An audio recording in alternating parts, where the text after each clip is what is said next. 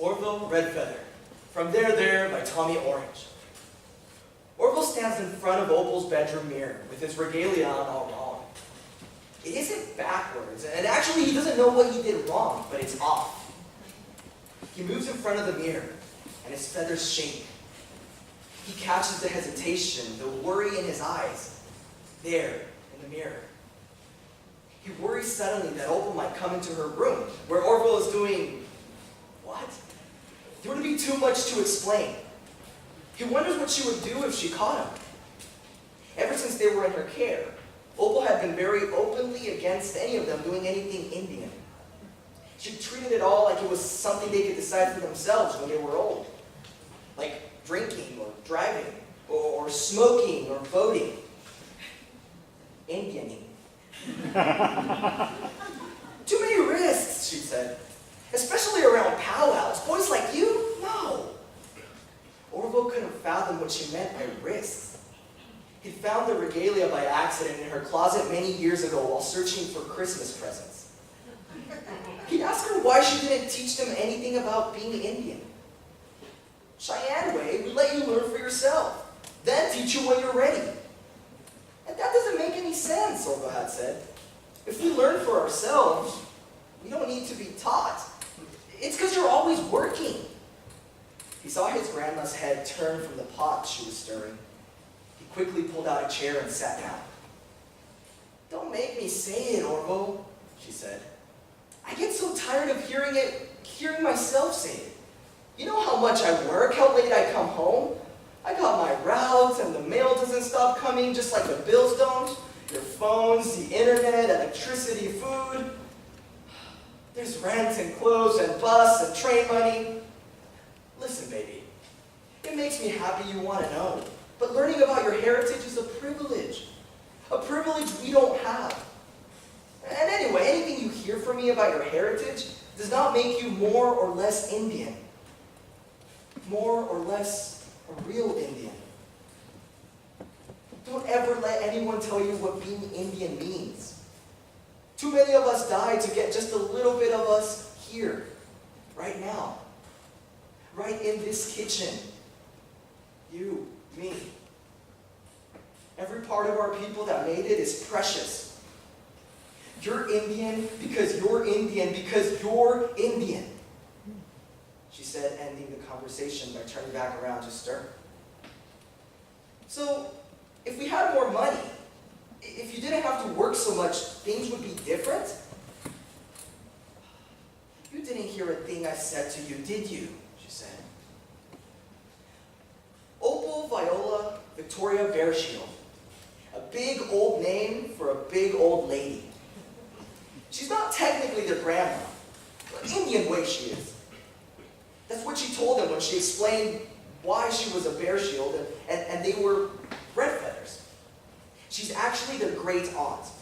Their real grandma, Jackie Redfeather, lives in New Mexico. Opal is Jackie's half-sister, but they grew up together with the same mom. Jackie's daughter, Jamie, is the boy's mom. But all Jamie ever did was push them out. They didn't even quit using when they were in her. The three of them had all begun life in withdrawal. Heroin babies. Jamie shot herself between the eyes when Orville was 6. His brothers 4 and 2. Opal officially adopted them after their mother died, but she had them plenty before that. Orville only has a handful of memories of his mom. He overheard these details when his grandma was talking to a friend on the kitchen phone late one night. Tell us something about her, Orville would say whenever he got the chance. Moments when Opal was in a good mood and it seemed like she'd answer. She's how you all got these lousy spellings of your names, Opal told the boys over dinner one night after Lonnie told him the kids were calling him Loney the Pony at school. Nobody says it right, Lonnie said. She did that, Orville said. Of course she did. Who else? Not that she was stupid. She knew how to spell. She just wanted you all to be different. I don't blame her. Our names should look different. She was fucking stupid, Luther said. That shit's weak.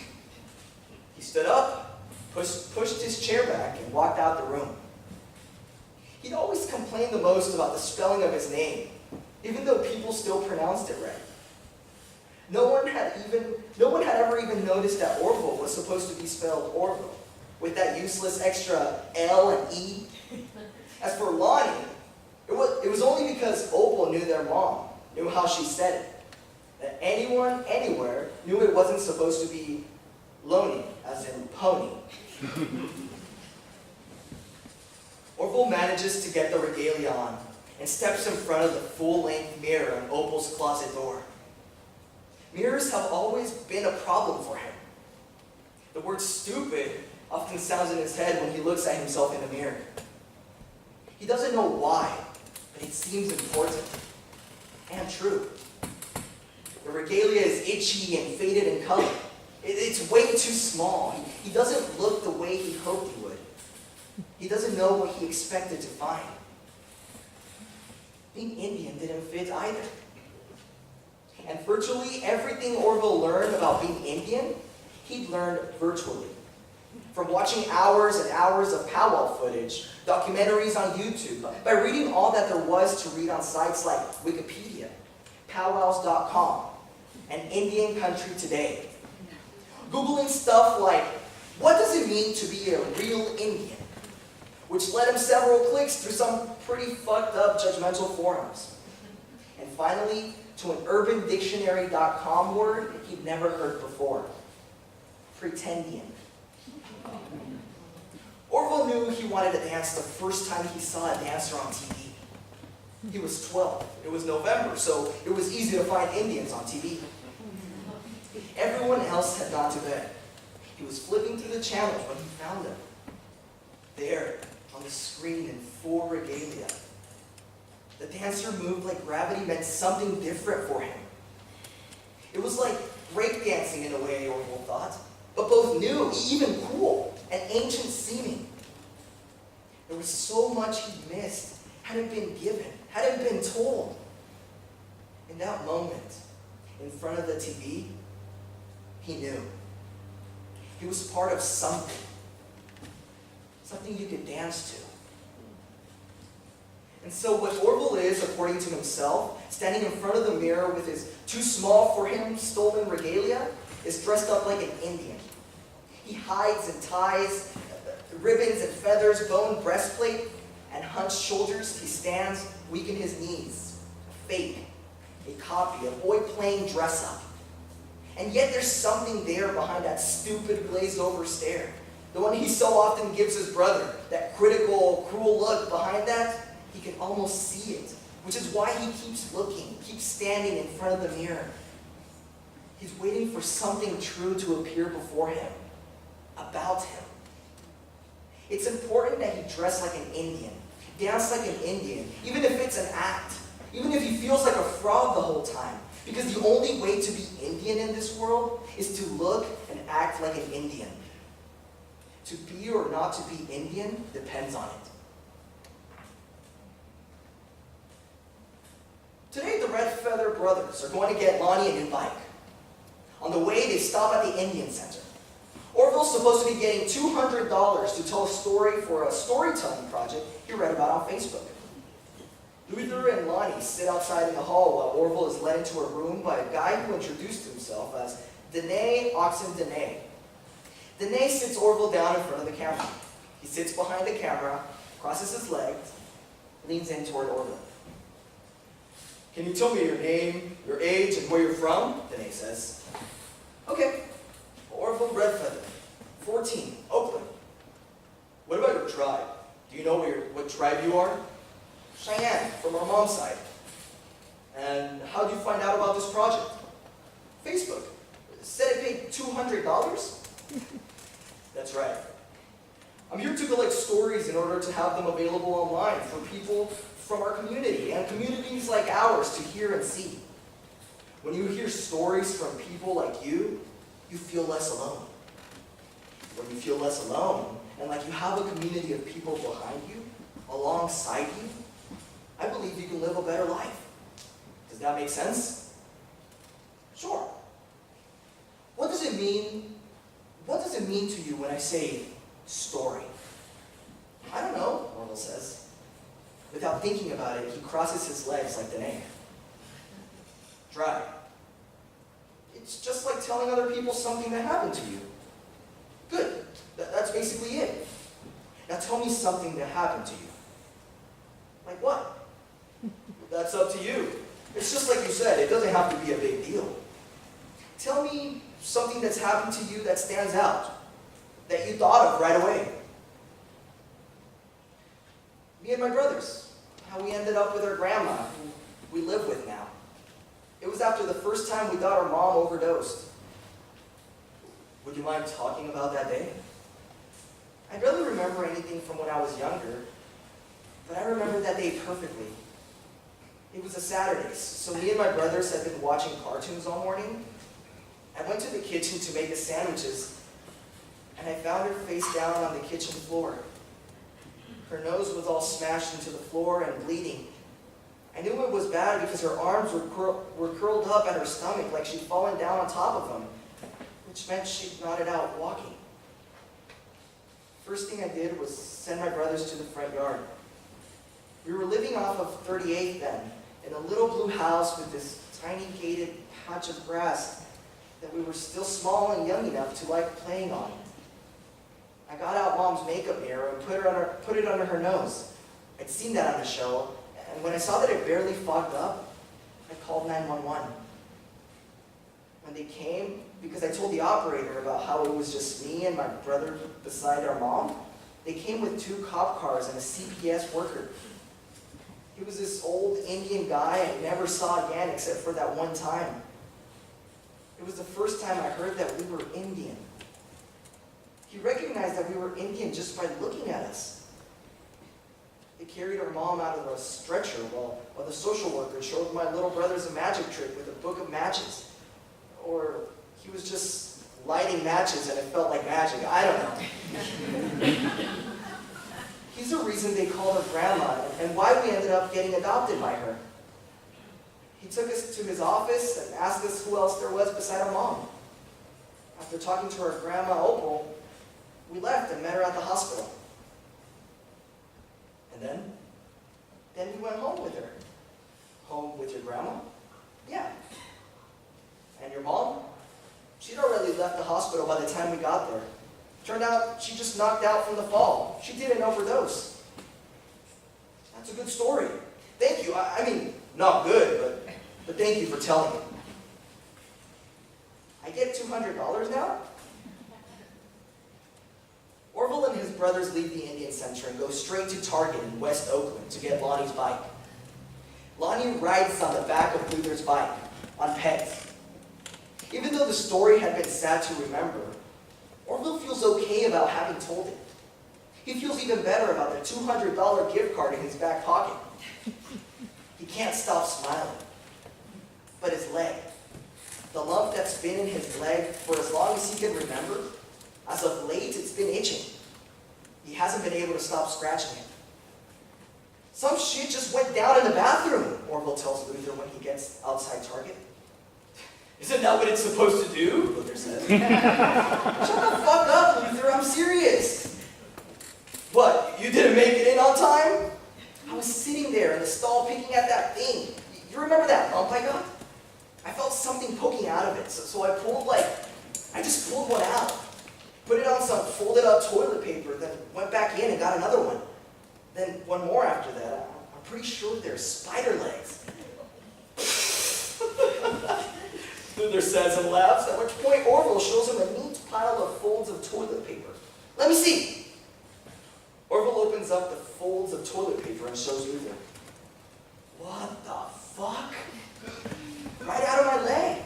Are you sure it's not like splinters? Nah.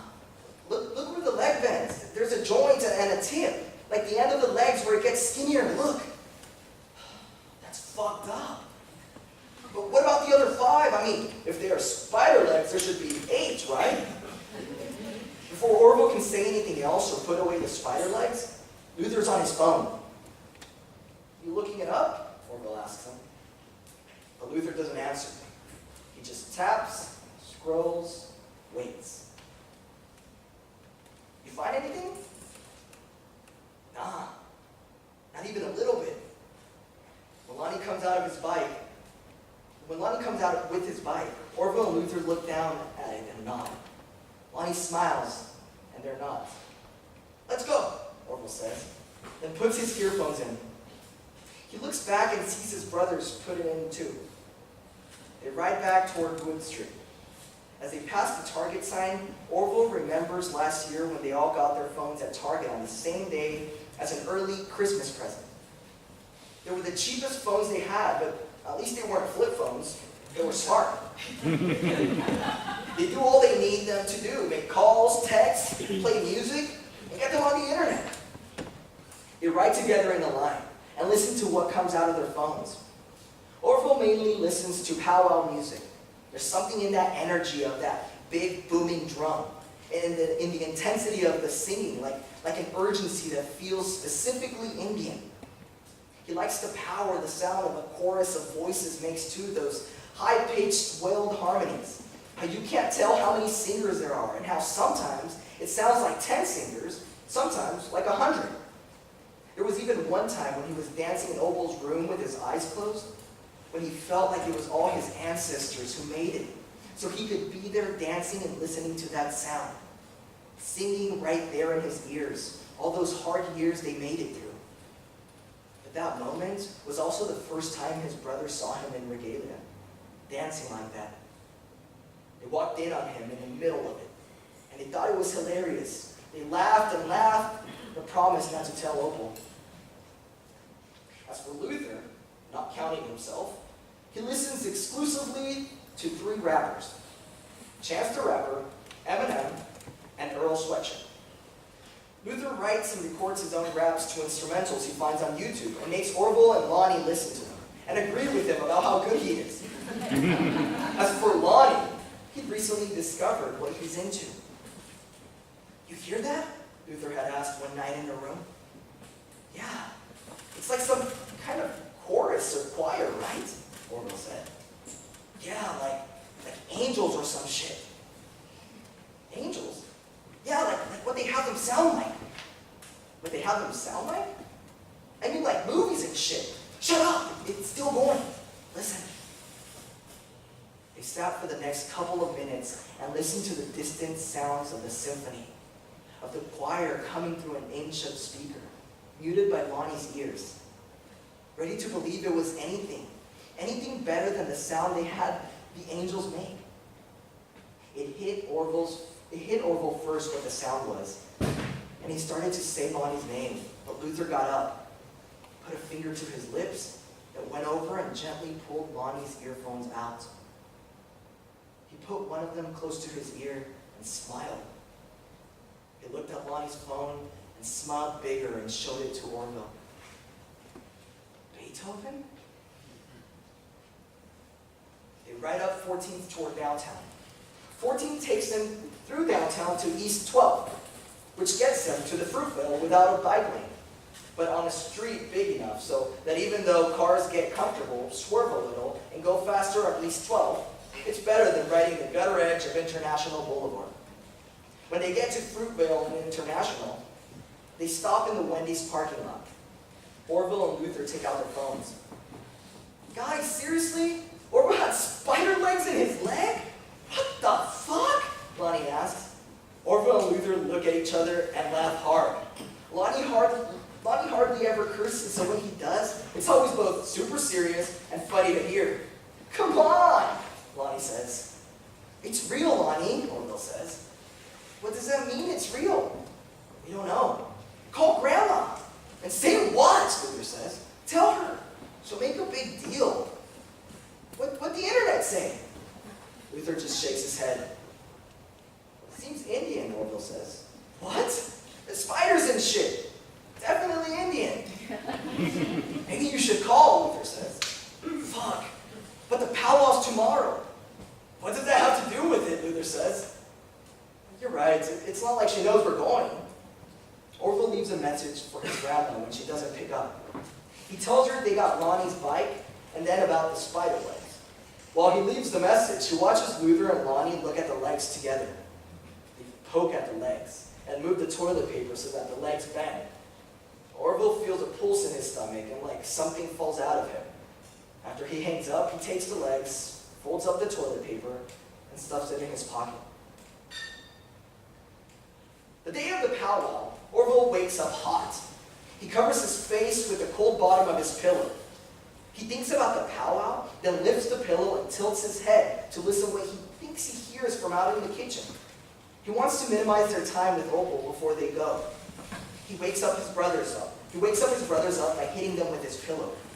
They both moan and roll over, so he hits them again.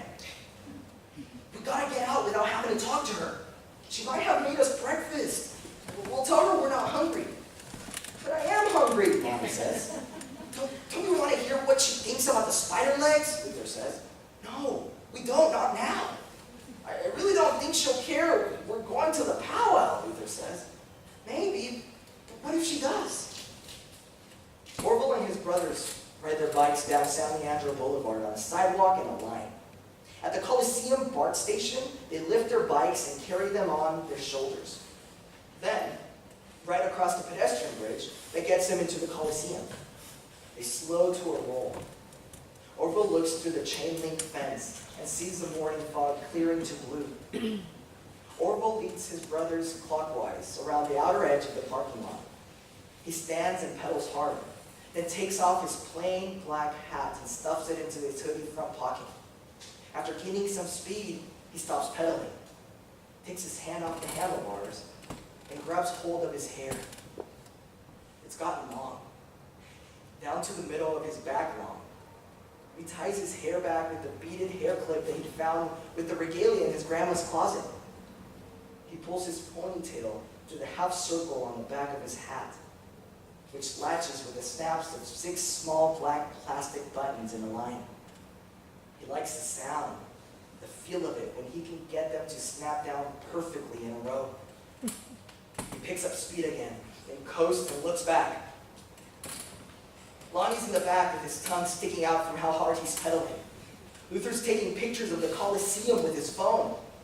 The Coliseum looks massive, bigger than it looks when you see it from BART or driving by on the freeway. Orville's going to dance on the same field that the A's and the Raiders play on. He'll compete as a dancer. He'll dance the dance he learned by watching powwow footage on YouTube. It's his first powwow. Can we stop? Lonnie says, out of breath. They stop halfway around the parking lot. I gotta ask you guys something, Lonnie says. Just ask them, homie, Luther says. Shut up, Luther. What's up, Lonnie? Orville says, looking at each other. I've been meaning to ask. Like, what's a powwow? Luther laughs, takes off his hat, and hits it against his bike. Lonnie, we've seen hella powwows. What do you mean, what's a powwow? Orville says. Yeah, but I never asked nobody. I didn't know what we were looking at. Lonnie tugs at the bill of his black and yellow ace cap to pull his head down. Orville looks up at the sound of a plane passing overhead. I mean, why does everyone dress up, dance, and sing Indian? Lonnie, Luther says in that way an older brother can take you down by just saying your name. Never mind, Lonnie says. No, Orville says. Every time I ask questions, you guys make me feel stupid for asking, Lonnie says. Yeah, but Lonnie, you ask hella stupid questions, Luther says. Sometimes it's hard to know what to say. Then say it's hard to know what to say, Lonnie says, squeezing his handbrake. He swallows hard, watching his hand grip the handbrake, then leans down to watch the brakes grip the front tire. They're just old ways, Lonnie. Dancing, singing Indian. We gotta carry it on, Orville says. Why? Lonnie says. If we don't, they might disappear. Disappear? Where are they gonna go? I mean, like, people will forget. Why can't we just make up our own ways, Lonnie says. Orville puts his hand across his forehead the same way his grandma does when she's frustrated.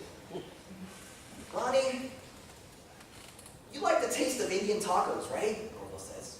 Yeah. Would you just make some food up of your own and eat it? That actually sounds pretty fun, Lonnie says, still looking down but smiling a little now, which makes Orville laugh. and say the word stupid in the middle of his laugh. Luther laughs too, but he's already looking at his phone. They get back on their bikes, then look up and see lines of cars streaming in. Hundreds of people getting out of their cars. The boys stop. Orville gets off his bike. These are other Indians getting out of their cars. Some of them already in full regalia. Real Indians like they've never seen before, if you didn't count their grandma, who they probably should count, except that it was too hard for them to tell what was specifically Indian about her. She was all they knew besides their mom, who's too hard to think about or remember. Opal worked for the post office, delivered mail. She liked to watch TV when she was home, cook for them. They didn't know much else about her. She did make fried bread for them on special occasions. Orville pulls at the nylon straps of his backpack to tighten it and lets go of the handlebars. Lets the front wheel wobble, but balances by leaning back. In the backpack is the regalia that barely fits. His double XL black hoodie, which is too big for him on purpose, and 3 now squished peanut butter and jelly sandwiches in Ziploc plastic baggies he hopes they won't have to eat. But he knows they might have to if the Indian tacos are too expensive. If food prices are anything like the food at A's games when it's not dollar night. They only knew about Indian tacos because their grandma made them for their birthdays. It was one of the few Indian things she did. And she was always sure to remind them that it's not traditional, and that it comes from lacking resources and wanting comfort food. To be sure they'd at least be able to afford an Indian taco each, they rode their bikes up to the fountain behind the Mormon temple. Luther had just been there for a field trip to Joaquin Miller Park, and he said that people threw coins in for wishes. They made Lonnie roll up his pants and gather all the coins he could see, while Orville and Luther threw rocks at the community building at the top of the stairs above the fountain. A distraction they didn't see at the time might have been worse than the fountain scraping itself. Going down Lincoln Avenue after that was one of the best and stupidest things they'd ever done together. You could get going so far down a hill, there was nothing else happening in the whole world but the feeling of the speed moving through you and the wind in your eyes. They went to Bayfair Center in San Leandro and scraped out what they could from that fountain before being chased off by a security guard. They took the bus up to Lawrence Hall of Science in the Berkeley Hills, where there was a double fountain, which they knew would be practically untouched because only rich people or monitored kids on field trips went to that place. After rolling up all the coins and turning them in at the bank, they came away with a total of $14.91. When they get to the entrance at the Coliseum, Orville looks back at Luther and asks if he has the lock. "You always bring it," Luther says. "I asked you to get it before we left the house. I said, 'Luther, can you get the lock? I don't want it messing up our regalia.' You seriously didn't bring it? Fuck! What are we gonna do? I asked you right before we left the house. You said, 'Yeah, I got it, Luther.' You said, 'Yeah, I got it.'" "I must have been talking about something else," Luther says. Orville breathes out the word, "Okay," and signals them to follow him. They hide their bikes in some bushes on the other side of the Coliseum. "Grandma will kill us if we lose our bikes," Lonnie says. "Well, there's no not going," Orville says. "So we're going."